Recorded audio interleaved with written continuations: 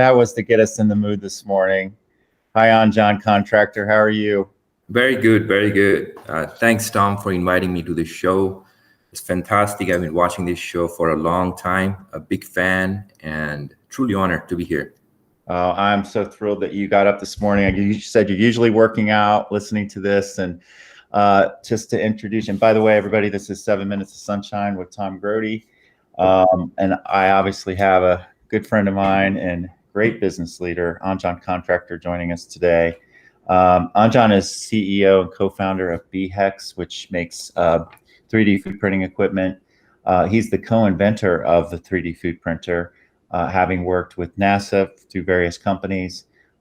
He has a master's and a bachelor's of science in engineering from OSU, so he's a Buckeye. Married with two awesome boys. We were just talking about how young boys are take a lot of energy and are running all over the place. So you can see that Anjan is a very busy man and beautiful. Obviously married as well to wonderful woman. So Anjan has agreed to share his values and superpower this morning, and Anjan, I'm going to go ahead and turn this over to you and just let you go ahead and share those with us. And why don't you have at it? Yeah, thanks, Tom. Tom asked me last week to talk about my superpowers, and I was thinking, do I really have superpowers? Those are the qualities almost everyone possesses. It's just a matter of how do we bring them out in the most effective way.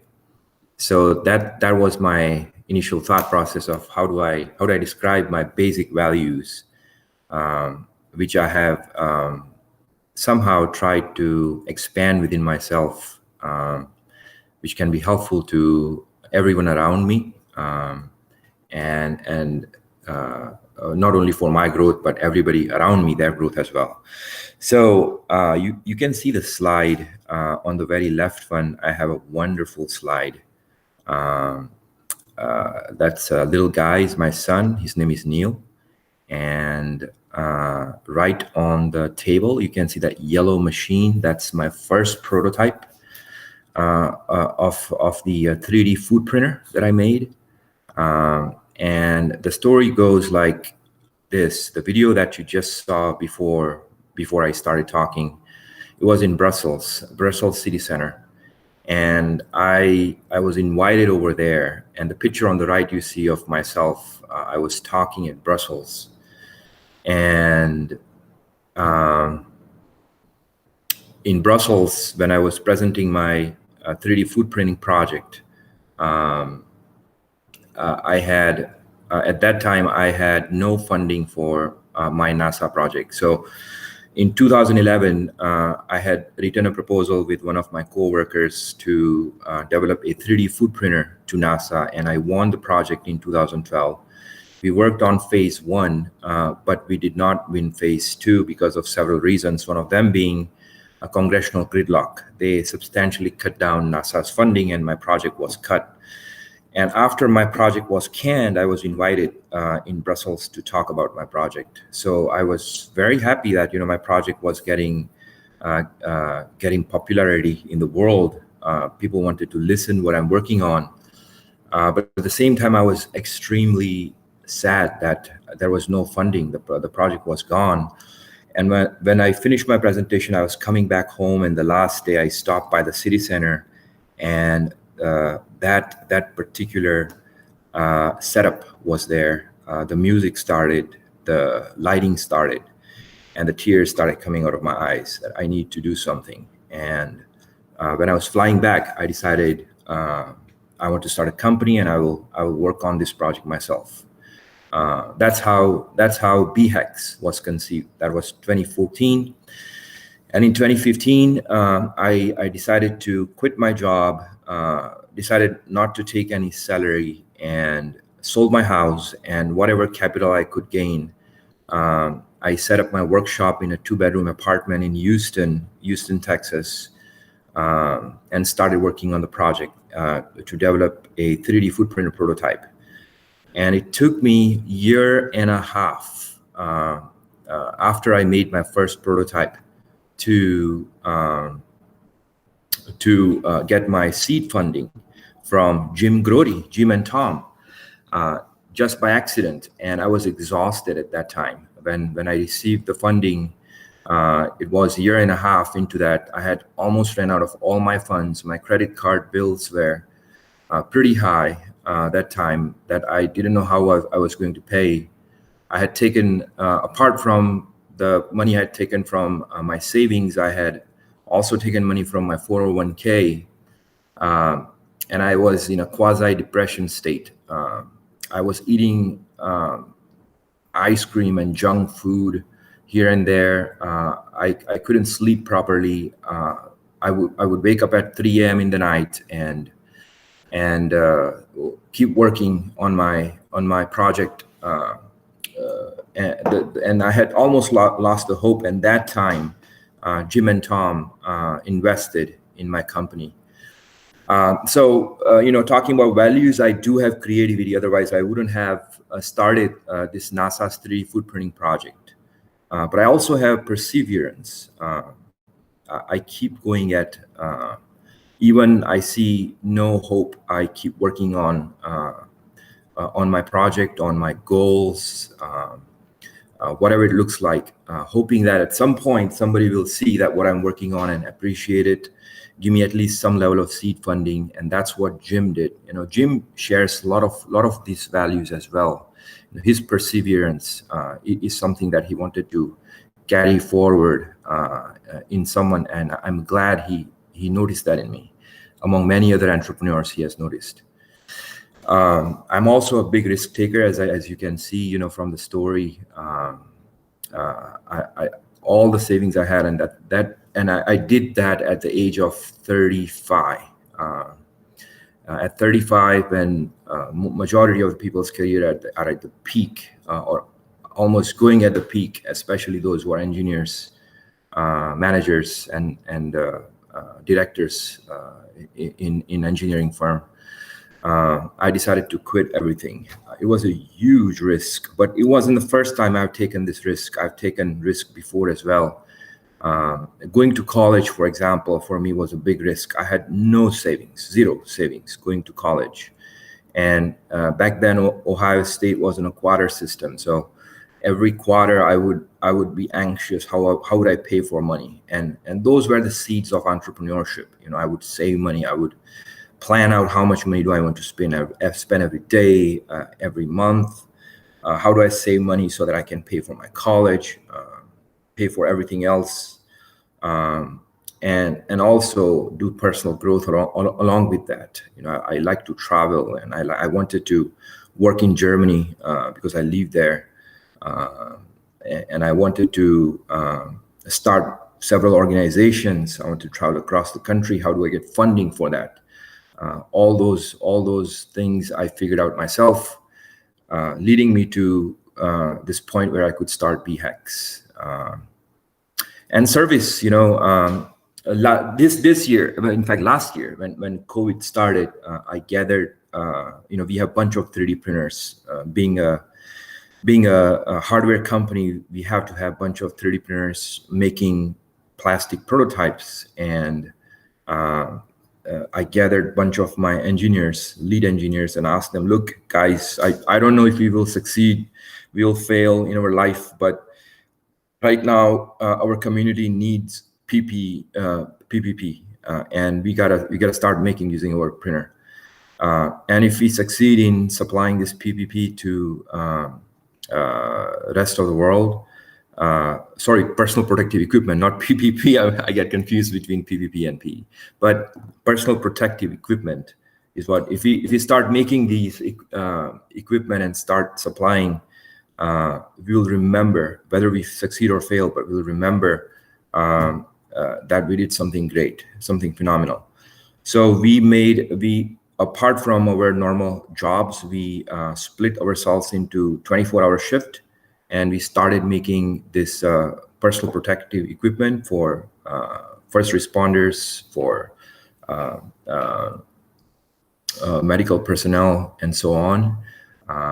And we teamed up with IC3D, a local firm. We teamed up with a lot of makers in the city. And as a result,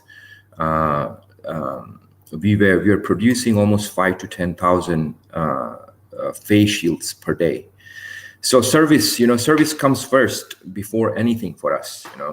I am because of people around me, because of the community, because the entrepreneurs in the city like Jim and Tom noticed me and brought me to this level. The advice that I received from Donato's family, from Grody family, from a lot of entrepreneurs around the city, from my professors, I have to give back. Without them, my company would not exist. So these are my core values, and I cherish them. And that's all I have to say. Guys, thank you for listening to me. And your superpower is faith. My superpowers are faith. Yeah. Tell me a little bit about that, Anjan. Talk about faith. So look, the faith is very complicated to me. Okay. I don't believe in any religion or any God. So I don't want to offend anyone over here, but I don't. I'm a Stoic. I follow Stoicism. I identify problem, and I have to provide a solution. And to identify a problem, I have to see everything in a larger context, right? And that's where the thought should start, and at least for me, that's where the thought should start. That there is a problem at any level. Let's say engineering level. If we have a problem of no water in Flint County a couple of years ago, how do we make that happen from engineering sense? God is not going to come and supply water, right?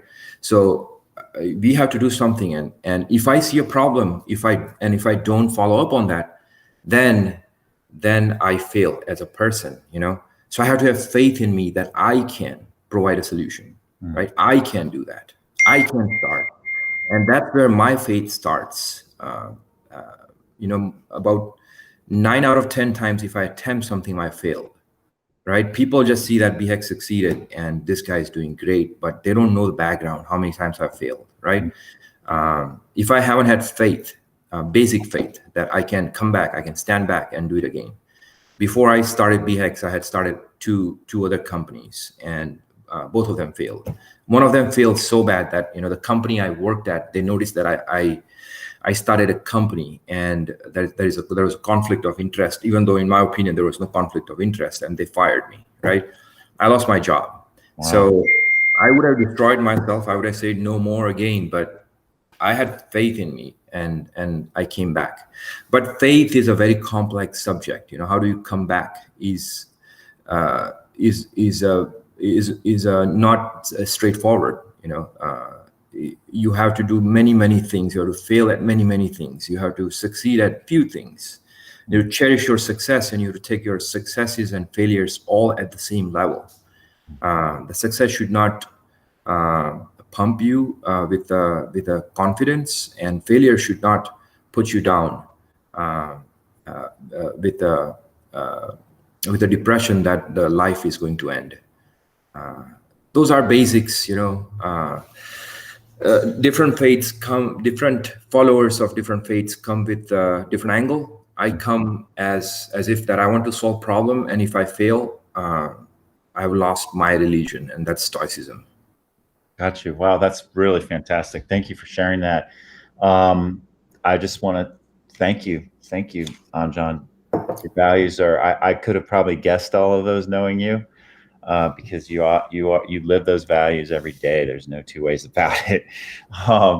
And I've talked to you so much that I could probably have filled that out myself for you, which is kind of cool. I think that's pretty cool as well. But I just want to thank you for all the folks that you affect. You are solving big problems. It is what you love to do, but you also build a team around you. You're a great leader. You're teaching those young folks from all over the world. You have a team from all over the world that you hire, you work with, that you mentor. I love your selflessness. I love that you are always thinking about how those folks can be successful. You're not afraid to empower them.